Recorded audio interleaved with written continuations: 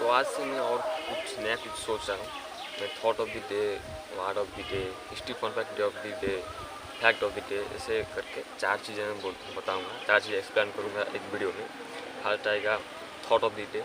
Thought of the day का मतलब है कि आज मेरा मन में अभी मन में तो एक दिन में एक ही थॉट तो नहीं आ रहा है, बहुत सारा थॉट आ रहा है, लेकिन एक थॉट बोलूँगा और उसको थॉट ऑफ द डे में हम कंसिडर करेंगे।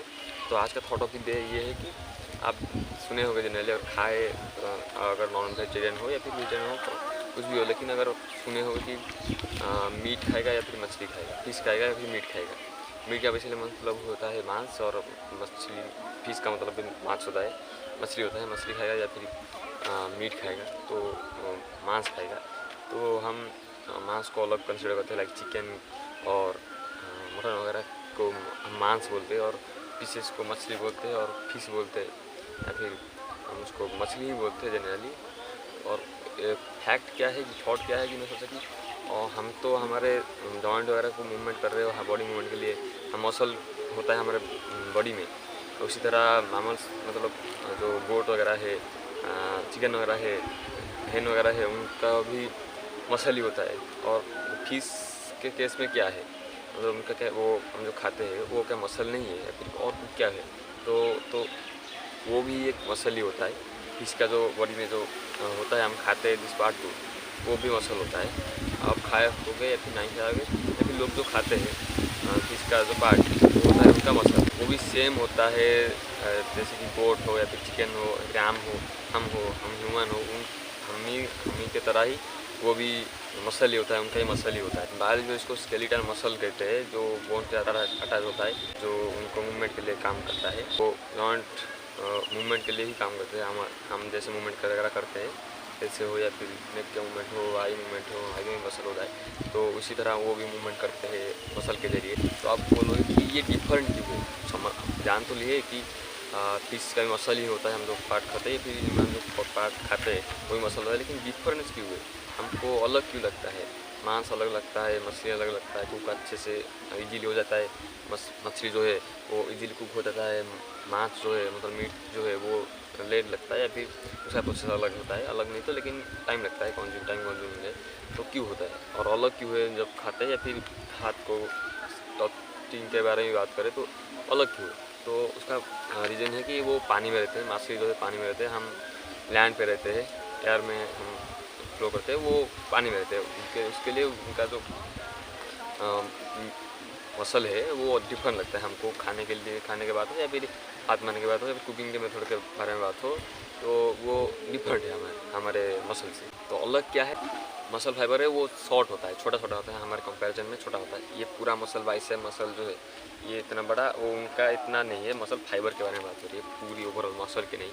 मसल फाइबर जो है उनका थोड़ा छोटा होता है, वो इजीली सेपरेट हो जाता है। हम जब खाते हैं या फिर हाथ लगाते हैं कुकिंग के बाद, वो इजीली अलग हो जाता है, और फ्लेक की तरह मतलब अलग अलग होता है। फ्लेक्स में मतलब सेपरेशन करके होता है, जिसकी वजह से हम हाथ मारते ही वो अलग हो जाता है, या फिर इजीली कुक हो जाता है, लेयर्स में डिवाइड हो जाता है इजीली। मसल जो मीट होता है वो भी मीट होता है, लेकिन जो चिकन वगैरह है या फिर मटन वगैरह है, उनका जो मसल है वो इजीली लेयर्स में डिवाइड नहीं होता है, हमको थोड़ा पावर लगाना पड़ता है। लेकिन मछली के केस में ऐसा नहीं है, वो इजीली हो जाता है, लेयर्स में डिवाइड हो जाता है। तो सेकंड ये आता है कि डिफरेंट क्यों, लेस कनेक्टिव टिश्यू, मतलब उनके जो कनेक्टिव टिश्यू वगैरह होता है वो कम होता है। हमें जो बोला कि हमारे कनेक्टिव टिश्यू होता है, लेकिन बाइसेप के बारे में बात हो जाए तो ये इतना मसल है, और हमारे बोन्स के साथ जो कनेक्ट होता है वो वहाँ पे इतने जो पार्ट है वो पे होता है कनेक्टिव टिश्यू, जो बोन्स को हमारे मसल के साथ कनेक्ट करता है, या फिर मसल को जो बोन के साथ कनेक्ट करता है।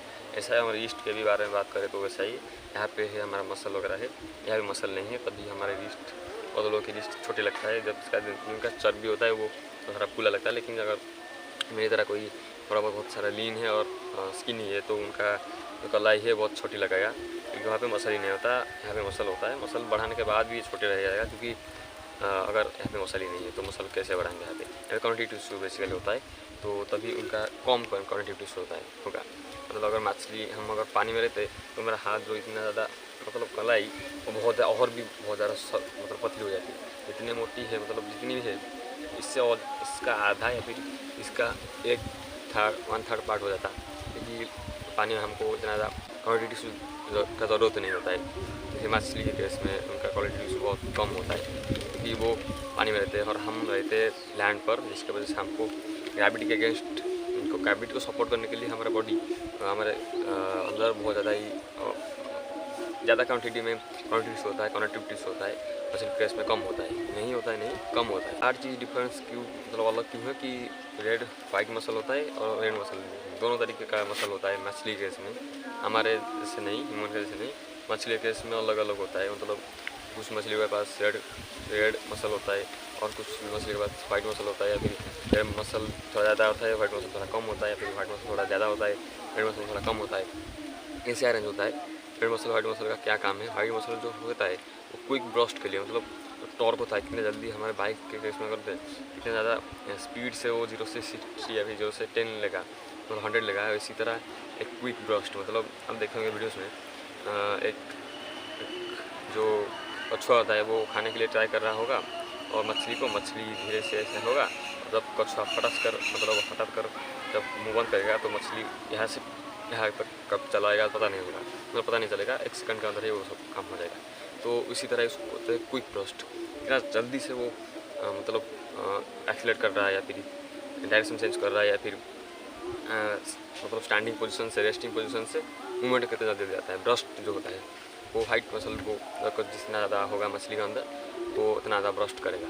और जो अगर रेड मसल की बात हो तो ये मैराथन के केस में होगा, ये शॉर्ट स्प्रिंटर के केस में होगा वाइट मसल। और रेड मसल जो है बहुत ज़्यादा ही लंबे स्विमिंग के लिए 1-1.5 किलोमीटर 2-3 किलोमीटर ऐसे ही लंबे स्विमिंग मतलब के लिए काम आता है। और एक थॉट था कि जो फिश वाला आप देखे होंगे, सुने होंगे, खाए भी होंगे अगर लाइफ में, तो सुने होंगे कि देखे होंगे fish oil, omega 3 fatty fish oil ऐसे एक नाम का होता है। फिश ऑयल जनरली मार्केट में मिलता है।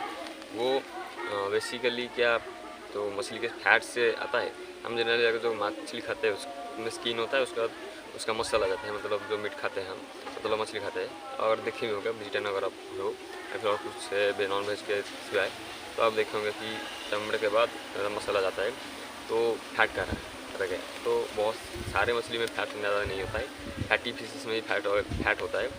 आप अगर कुछ मछली में देखे होंगे पूरा नरम सा फैटी सा वाइट कलर या फिर दूसरे कलर में पूरा जेलिस टाइप का जो होता है वो होता है उनका फैट। तो वो जो फैट है तो वही इसको निकाल कर फिश ऑयल या फिर फैटी फिश ऑयल करा जाता है।